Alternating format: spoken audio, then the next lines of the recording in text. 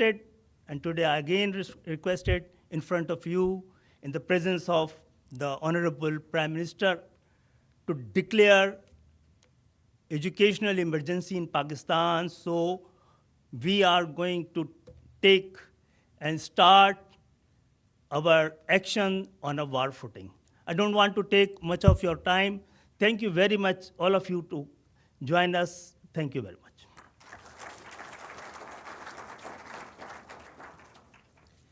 बहुत शुक्रिया डॉक्टर साहब।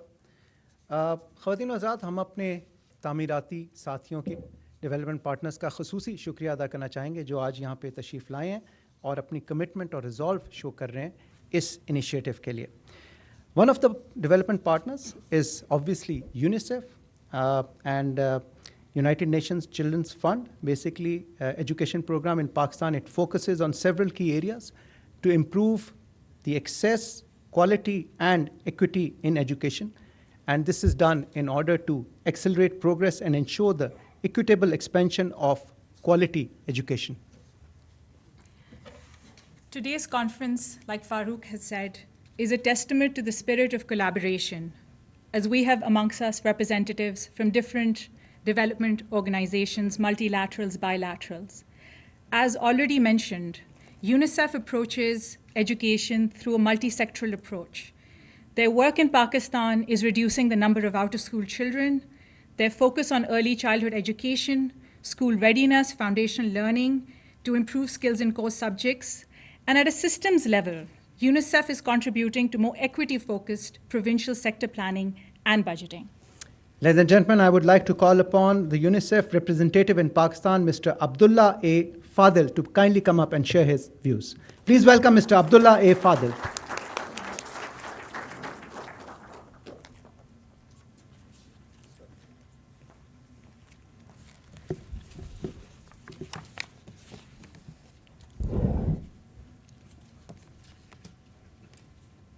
فخامة رئيس الوزراء, Honorable Prime Minister, Mr. Mohammed Shahbaz Sharif, Honorable Minister of Education, Honorable Ministers of Education provincial levels, Secretary, Federal Ministers, Her Excellency Jane Marriott, the British High Commissioner to Pakistan, my colleagues in the International Development Partners, Martin Reiser, the Vice President of South Asia for World Bank, academics, journalists, vice chancellors, activists, educationalists, Assalamu alaikum wa rahmatullahi wa barakatuh. I think a lot have been said by the minister as well as the colleagues who presented what are the priorities that are ahead of us and the national emergency that the country faces at the moment. So it's actually an honor to see the Prime Minister take this on behalf of the country and his government and champion this important cause. Let me start by sharing with you a voice of a child. Last December, we visited a government-run school in Mirpur Khas in Sindh. We met Suraj. He recited a poem. And in this simple poem, he said, "Let me read, let me grow." The simplicity of this request was quite moving. It was a plea to learn, nothing more than a child deserves. And yet across Pakistan today, millions of children are able to exercise that right.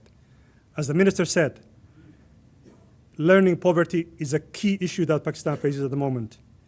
Despite the 26 million children out of school, even 77% of children who are already in school cannot read and write at the age of 10.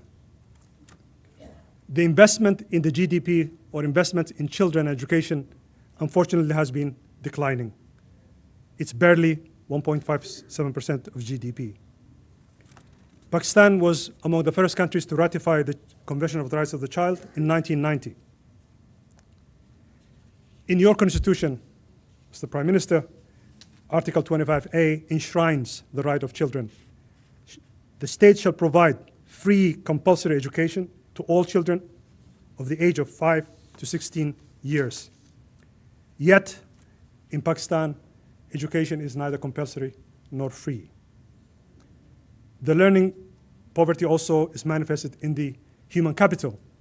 decline of Pakistan. We have the worst in the region, and our numbers actually at 0.4% compete with sub-Saharan Africa. The only way to alter this situation is by investing in people, young people.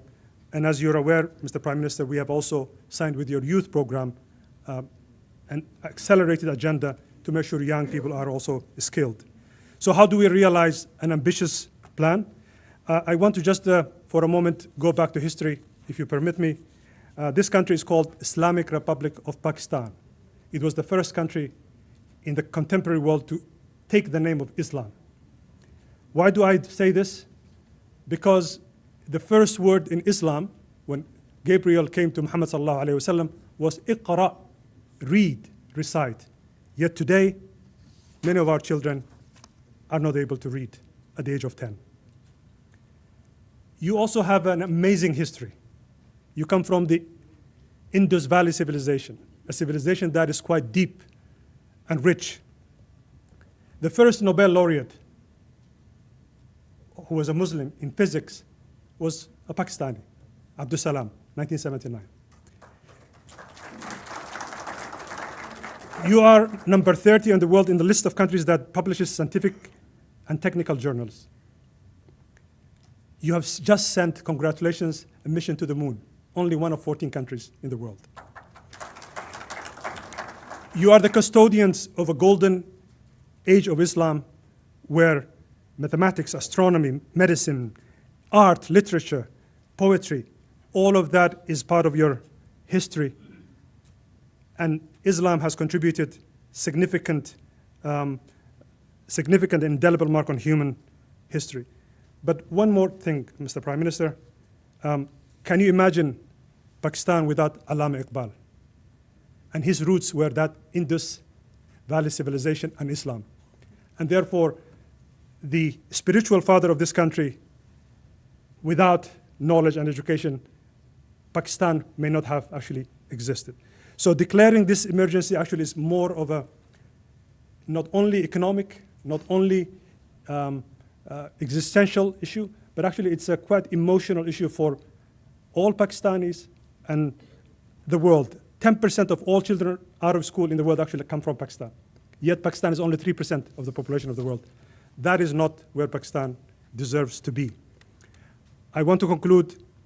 There is a global education evidence advisory panel that includes World Bank, USAID, UK, and UNICEF that actually has come up with evidence that shows what is a good investment, what is an effective investment in terms of costs, and all of that is available, and we are, as partners, ready and willing to support you in the coming days and months ahead.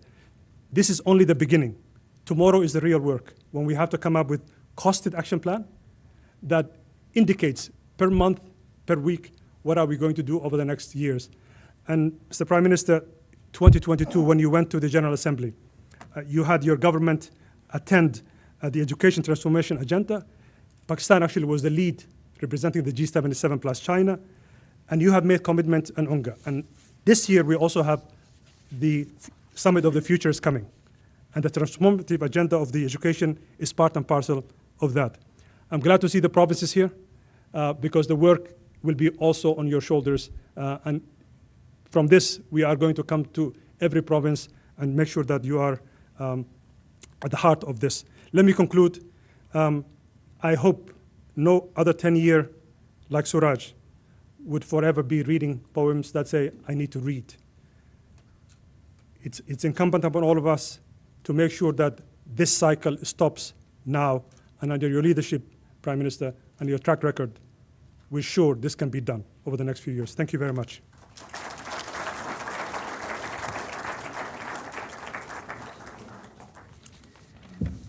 Thank you very much, Excellency Abdullah Fadil. As you rightly pointed out, the provincial education ministers are also here, who are going to be rolling out this initiative, this emergency in their respective provinces. Ladies and gentlemen, we are also honored to have Her Excellency Jane Marriott, the British High Commissioner, sitting amongst us today. And obviously, I'm referring to the FCDO, the Foreign Commonwealth and Development Office, which has made substantial investments in girls and out-of-school children education, and of course, who can rule out the role of British Council in our lives. Thank you so much for highlighting the joint collaboration and partnership between the government of Pakistan and the government of the United Kingdom. For decades, the UK government and FCDO have focused on strengthening data systems in education, expanding access for girls in marginalized communities, including a very large portfolio, which includes the Data and Research and Education Program and the upcoming Girls and Out-of-School Children Action for Learning. It is important at this critical juncture to understand how the strong partnership between Pakistan and the United Kingdom will contribute to mitigate issues of education in Pakistan. Ladies and gentlemen, now I would like to call upon Excellency Jane Marriott, the High Commissioner to Pakistan, to kindly come up and share her views. Please welcome Excellency Jane Marriott.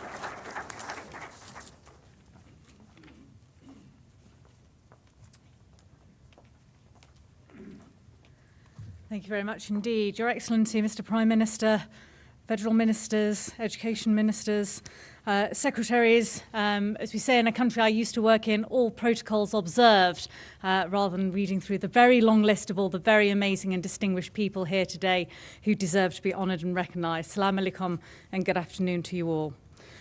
It's an honour today to speak in support of the objectives of today's conference on behalf of the UK government, and thank you for all the lovely, wonderful things that you said. But there are many other international partners, multilateral who we've heard from, and also bilateral who are here today, and others who have also been working hard in support of the government of Pakistan in its education initiatives, including the United States, Japan, Australia, Germany, Canada, and many others. The development community has invested substantially in education over the years in support of the government, but we're aware that this is just a drop in the ocean given the massive scale of Pakistan's education system and its population. What matters more than anything is having a government leadership and a government vision that donors and development partners can get behind, that clear vision and that clear momentum to achieve progress. So it's inspiring, therefore, today, Mr. Prime Minister, that we're here at the announcement of your global education, national education emergency for Pakistan, delivering that vision, which we can come in and support. There couldn't be a better moment, of course, to remind us of the famous quotation by Mr. Mahmoud Ali Jinnah when he said, shortly after the founding of Pakistan, he said, "Education is a matter of life and death for Pakistan. The world is progressing so rapidly that without the requisite advance in education, not only shall we be left behind others, but we may be wiped out altogether." We are living today in a highly volatile, climate-vulnerable world. Pakistan, with 60% of the population below the age of 30, is at a crossroads where it needs to make tough choices so that children and youth, one of its greatest assets, have the education and skills to help Pakistan stand tall in the world. But we know that Pakistan is facing a real crisis in education. Recent evidence shows that although the proportion of out-of-school children in Pakistan has decreased, the total number has grown to, as we've heard, over 26 million.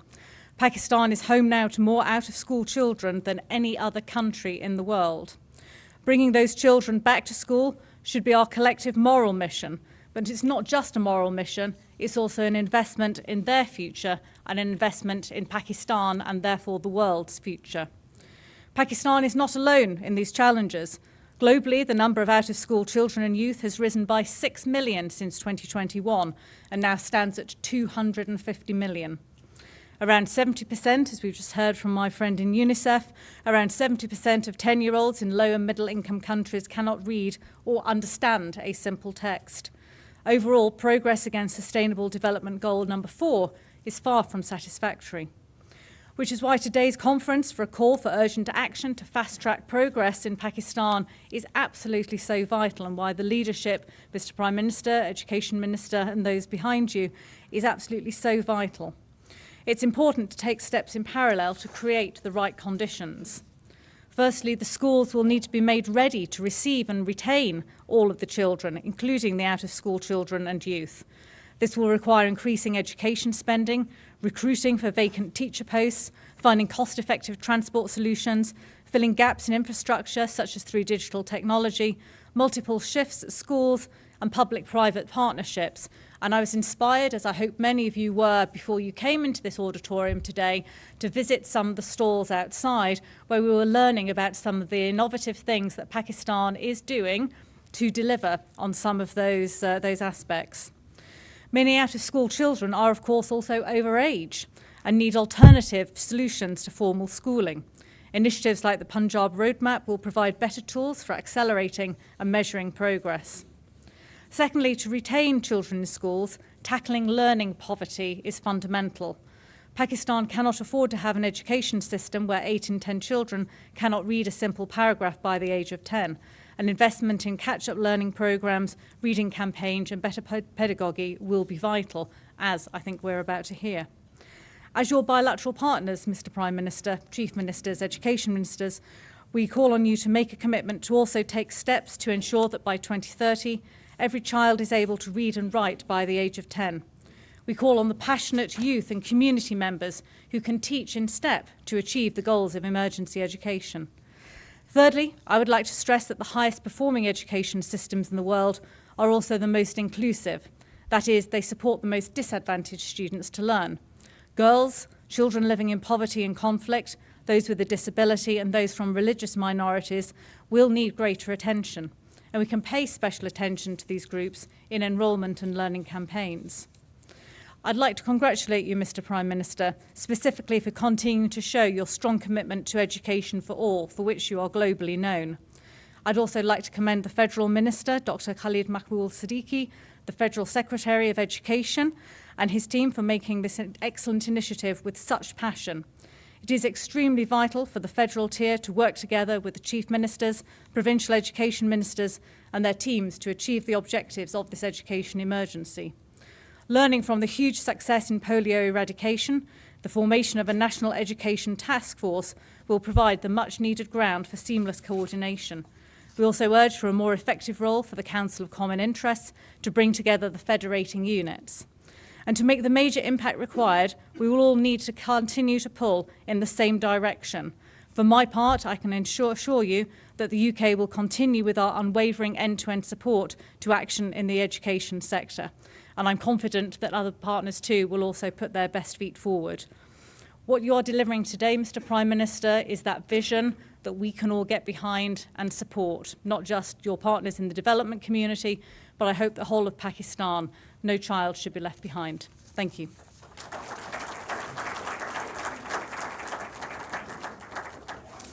Thank you very much, Excellency Jane Marriott.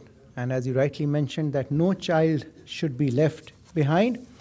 Ladies and gentlemen, we have a host of development partners, including one very prominent one, which is the World Food Programme and its work on the school meal program. Unfortunately, the country director, World Food Programme Pakistan, could not join us in person, but she has sent a video message. Can we have the video message of Ms. Coco Ushiyama? School meals program in over 100 countries the last 60 years. We are also the secretariat of the Global School Meals Coalition following the 2021 Food Systems Summit. It is heartbreaking that some 26 million children are out of school today in Pakistan. And for those enrolled, many attend classes without breakfast. Food security and education go hand in hand. School meals not only fill hungry stomachs, but support nourishing minds and shaping children's futures. School meals play an integral and cost-efficient approach to improving human capital development. We know through evidence that school meals program is one of the best development investments governments can make, with up to $9 return for every dollar invested. In Pakistan, previous nationwide school meals interventions by WFP have produced positive results in improving access to education, enrollment, and retention, especially for girls. When done right, school meals program promotes health and education outcomes for children, enhances gender equality, increases community resilience by supporting local economy and sustainable food systems. In 2022, the Joint National Consultation on School Meals laid the foundations for a systematic approach to school meals and the development of a roadmap towards a national school meals policy in Pakistan. We look forward to supporting the government in accelerating the implementation and impact of the School Meals Initiative towards a brighter and prosperous future in Pakistan.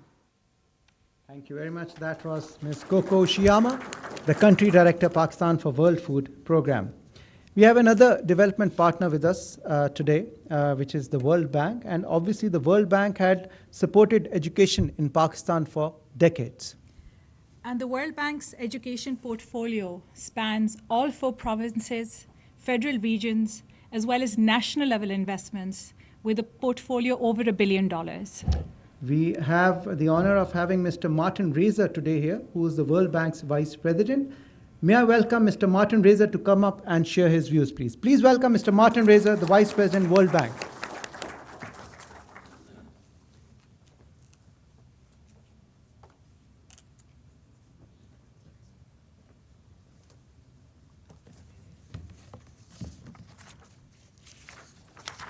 Honorable Prime Minister, Federal Ministers, Ministers of Education, Excellencies, Development Partners, friends and colleagues, and all champions of a better education for Pakistan.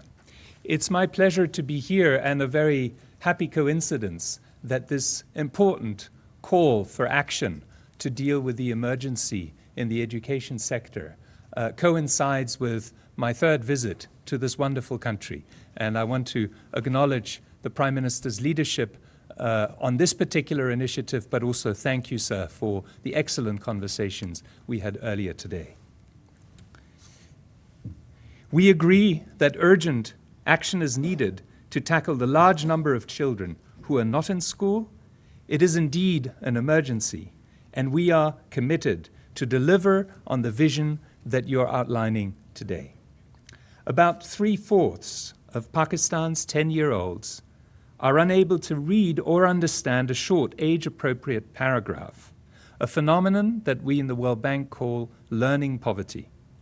A key aspect of the learning poverty is that even the children that do go to school, approximately 2/3 cannot read at age level. Children who cannot read and understand a simple text will struggle to learn anything else in school. Coupled with this is the alarming rate of stunting. 40% of the country's children are stunted, and this rate exceeds 50 or 60% in the poorest districts. Learning will be even harder for those suffering from stunting and malnutrition, and our colleague from WFP just pointed out the links between food security and learning poverty. This together represents a silent human capital crisis.